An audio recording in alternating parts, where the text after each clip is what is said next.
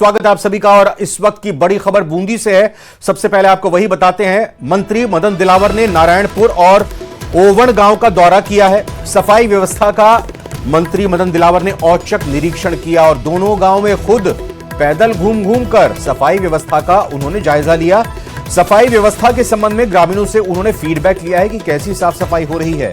तो मंत्री मदन दिलावर दौरे पर रहे बूंदी में और वहां उन्होंने खुद नारायणपुर और ओवण गांव का दौरा करते हुए फीडबैक लिया है साफ सफाई का गांव वालों से भी, और खुद भी गांव में पैदल घूम घूम कर उन्होंने सफाई व्यवस्था का जायजा लिया है, औचक निरीक्षण किया। देखिए आप गांव की सड़कों में घूमते हुए सारी व्यवस्थाओं को देखा, साफ सफाई की स्थिति को देखा। यहां आप देख सकते हैं जिस तरह से पानी भरा हुआ है, अधिकारी भी उनके साथ थे, उनको भी तुरंत निर्देश दिए गए कैसे यहां गंदगी देखी जा सकती है। गांव की महिलाओं से बच्चों के गए हैं।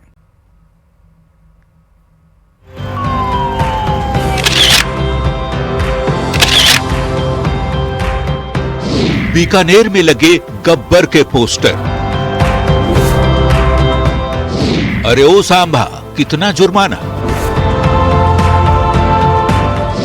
वजह ऐसी कि सभी कह रहे भाई वाह।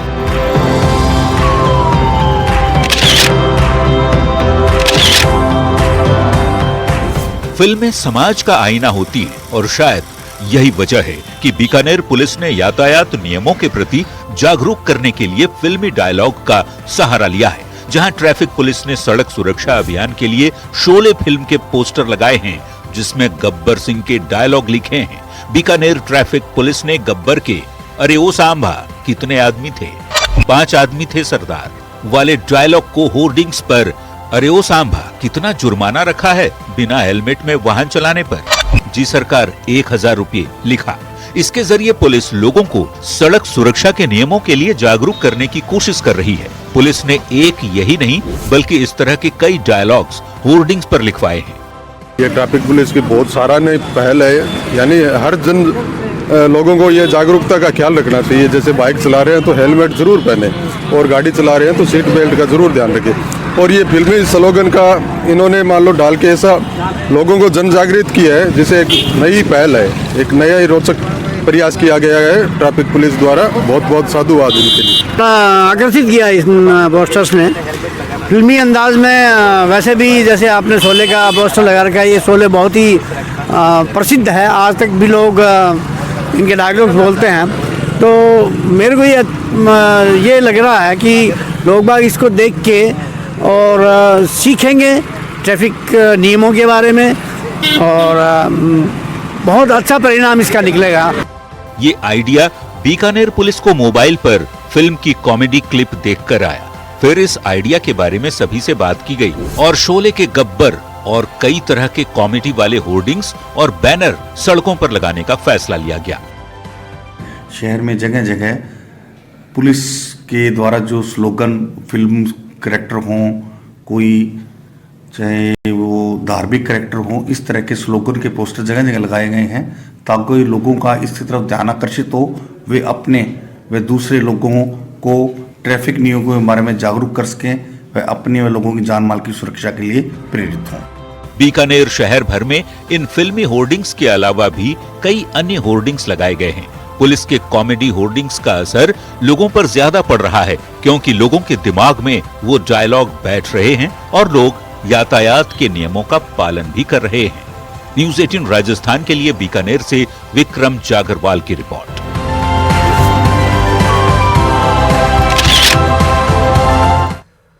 शून्य और कम नामांकन का हवाला देते हुए प्रदेश सरकार ने राजस्थान के 429 सरकारी स्कूलों को मर्ज कर दिया है, जिसके बाद अब सत्ता पक्ष विपक्ष के निशाने पर आ गया है, या यूं कहें कि सत्ता पक्ष विपक्ष के निशाने पर आ गया है। सरकार ने पहले 169 और फिर 260 स्कूलों को मर्ज करने के आदेश जारी किए हैं।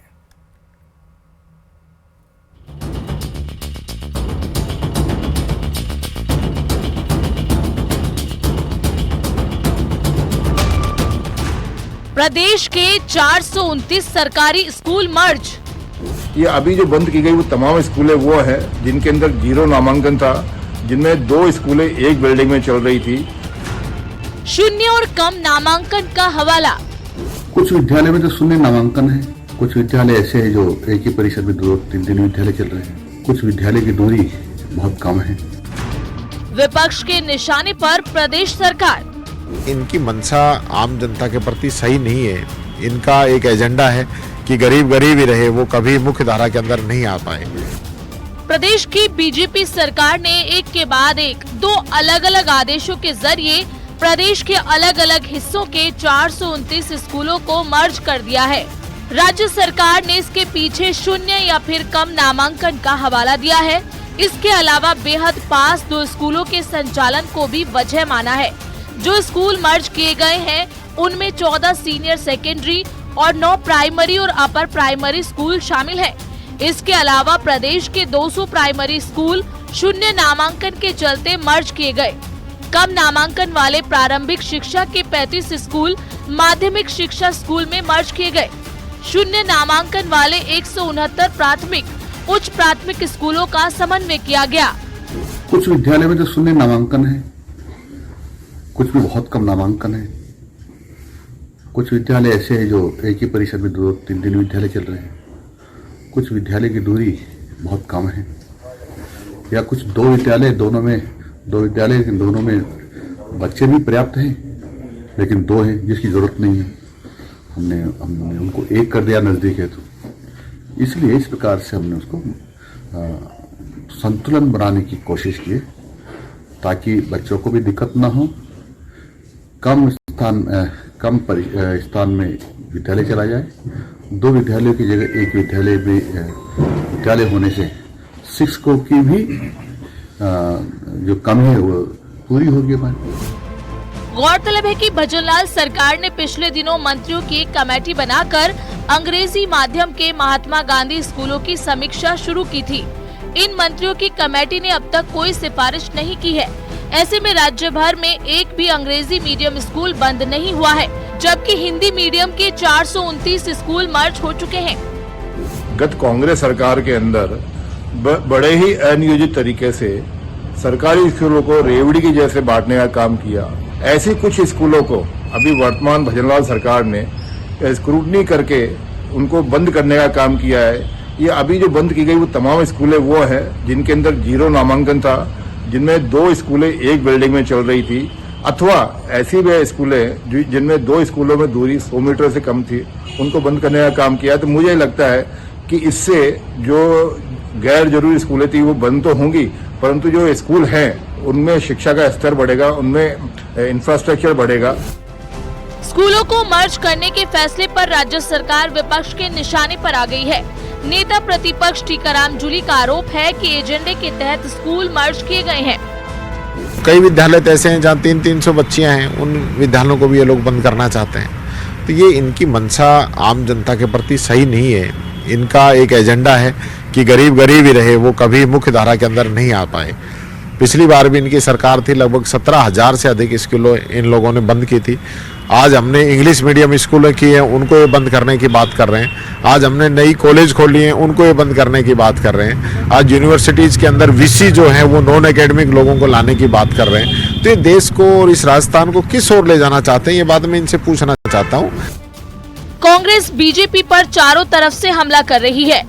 स्कूलों को बंद करने के फैसले पर कांग्रेस प्रदेश अध्यक्ष गोविंद सिंह डोटासरा ने सोशल मीडिया में पोस्ट किया और कहा कि बीजेपी हमेशा स्कूल बंद करने का काम करती है। कांग्रेस ने अपने कार्यकाल में एक भी स्कूल बंद नहीं किया और बीजेपी ने 1 साल में ही 450 स्कूल बंद कर दिए। कांग्रेस ने राज्य सरकार को स्कूलों में नामांकन बढ़ने और घटने के आंकड़े सार्वजनिक करने की चुनौती दी है। स्कूलों को मर्ज करने के मामले में सियासत तेज हो गई है। बीजेपी कम नामांकन का हवाला दे रही है तो कांग्रेस एजेंडे के तहत स्कूलें बंद करने का आरोप लगा रही है। जल्द ही विधानसभा सत्र शुरू होने वाला है और इस सत्र के दौरान ये मुद्दा और गरमाने के आसार हैं। कैमरा पर्सन शेर सिंह के साथ सौरभ गृहस्थी, न्यूज 18 राजस्थान, जयपुर। जयपुर के भांकरोटा हादसे के बाद बनी जांच कमेटी की अनुशंसा पर डीपीएस कट को बंद कर दिया गया है। भांकरोटा हादसे के पहले और बाद में भी इस कट पर कई हादसे हो चुके थे। कुछ दिन पहले यहां कोयले से भरा एक ट्रक पलट गया था। हालांकि इस दौरान कोई बड़ी दुर्घटना नहीं हुई है।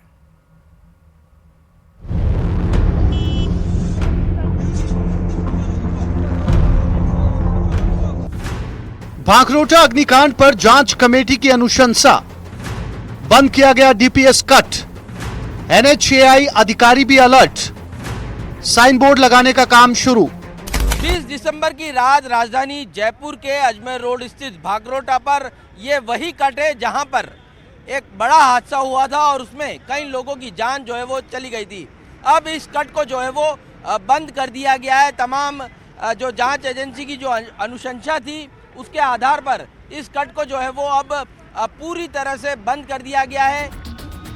20 दिसंबर को भांकरोटा हादसे के बाद बनी जांच कमेटी ने माना है कि अजमेर हाईवे पर डीपीएस कट खतरनाक है और इसे बंद किया जाना चाहिए।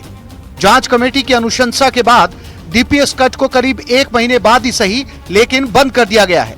न सिर्फ जांच कमेटी बल्कि एनएचएआई के उच्चाधिकारियों और इसकी इंटरनल कमेटी कट को हादसों के लिए जिम्मेदार मान रही थी। न्यूज 18 भी भांकरोटा हादसे के दिन से ही इस यू टर्न को लेकर प्रमुखता से खबर दिखा रहा था। बताया जा रहा है कि भांकरोटा हादसे से पहले और बाद में भी कई हादसे डीपीएस कट पर हो चुके थे। बीते शनिवार भी यहां कोयले से भरा ट्रक पलट गया था। जो अजमेर की तरफ से ट्रैफिक आ रहा है वो नरसिंहपुरा पुलिया से सेज होते हुए नेवटा से वापस रिंग रोड पर चढ़ जाएंगे, वो टोंक और आगरा के लिए जाएंगे। अच्छा। और जो जयपुर जाने वाले हैं इधर से वो नरसिंहपुरा पुलिया से यू टर्न करके भांकरोटा होते हुए जयपुर चले जाएंगे। तो इसमें कितनी और लंबी दूरी करनी होगी, क्योंकि जो जयपुर से आ रहा है उसे अगर वापस जयपुर जाना हो तो वो कैसे जाएगा? इस कट से 1.5-2 किलोमीटर की दूरी है, ज़्यादा दूरी नहीं है, वो आराम से अपना ट्रेन लेके आ जाएगा। आप लोगों के लिए काफी मुश्किल थी क्योंकि यहाँ पर लगातार हादसे होते थे। हाँ, अब थोड़ा इसमें हमारे लिए स्मूथ रहेगा कि उधर से ट्रैफिक निकल जाएगा, उधर से ट्रैफिक नहीं होगा और इस प्रकार के हादसे नहीं होंगे। इस प्रकार के हादसे भी नहीं होंगे। मौत के कट को बंद कर दिया गया। अब यहां से यू टर्न लेकर रिंग रोड जाने वाले वाहनों को नरसिंहपुरा फ्लाईओवर के नीचे महिंद्रा सेज होते हुए रिंग रोड पर शिफ्ट किया जाएगा। फैसले के बाद एनएचएआई अधिकारी अलर्ट मोड पर आए और साइन बोर्ड लगाने का काम शुरू कर दिया गया है।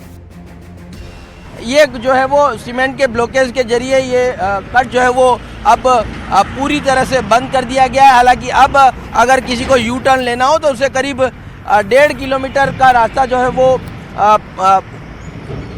है वो बिताना पड़ेगा और उसके बाद जो है वो जो व्यवस्था वैकल्पिक इंतजाम किए हैं उसके तहत जो है वो यू टर्न लिए जा सकते हैं। लेकिन हाल फिलहाल इस मामले में बहुत बड़ी खबर ये है कि भांकरोटा जो हादसा हुआ था, जिस यू टर्न के चलते ये पूरा हादसा हुआ था, उसे जो है वो अब बंद कर दिया गया है। कैमरा पर्सन शेर सिंह के साथ सौरभ गृहस्थी, न्यूज़ 18 राजस्थान, जयपुर। उधर कोटा में कांग्रेस नेता अमीन पठान की क्रिकेट एकेडमी को बुलडोजर से गिरा दिया गया। आरोप यह है कि वन विभाग की जमीन पर कब्जा कर इस एकेडमी को बनाया गया था। कुछ दिन पहले वन विभाग की तरफ से अमीन पठान को नोटिस जारी किया गया था।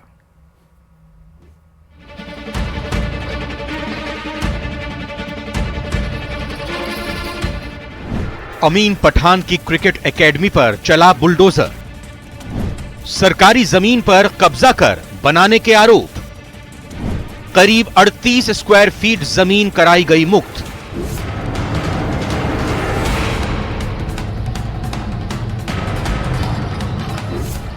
प्रदेश कांग्रेस महासचिव और आरसीए के उपाध्यक्ष रहे अमीन पठान की मुश्किलें कम होने का नाम नहीं ले रही हैं।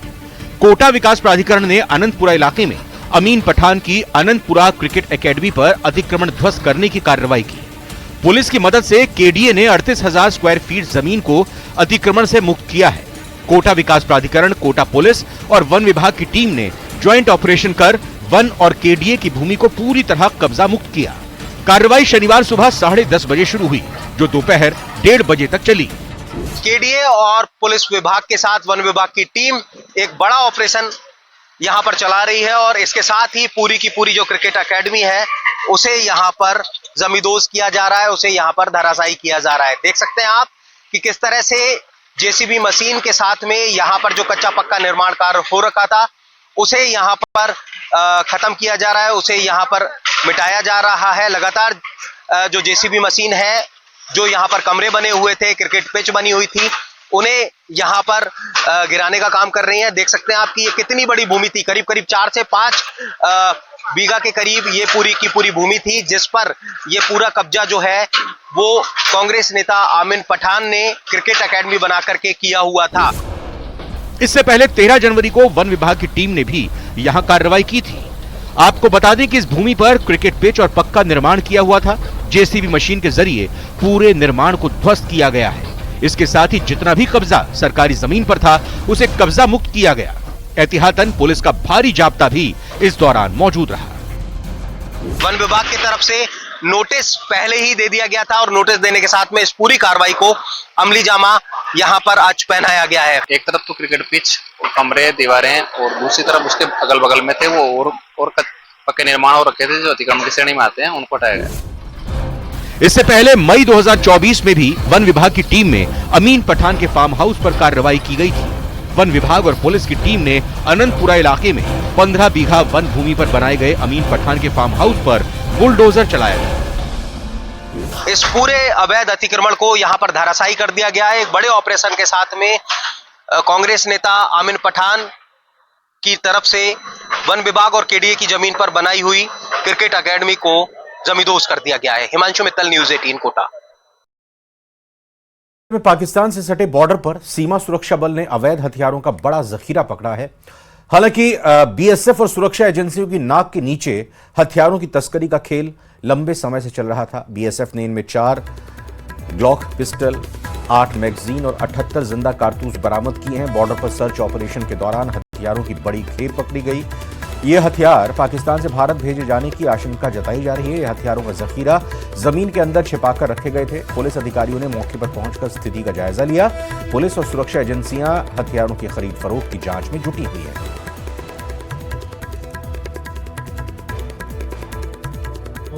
8 मैगजीन और 78 कारतूस पकड़े गए। ये एक अंतराल पर होता रहता है, यहाँ पर सीमा पर कुछ न कुछ पकड़ आती है, बट हमारे बॉर्डर के सीमा के बड़े सजग प्रहरी हैं सीमा सुरक्षा बल के लोग, और ये उनकी आंखों से नहीं बचता। और ये आप सोचे कि अगर यह हथियार, यह कारतूस अगर निकल आता, ये कहीं ना कहीं विध्वंस का एक बहुत बड़ा प्रतीक बनकर आता।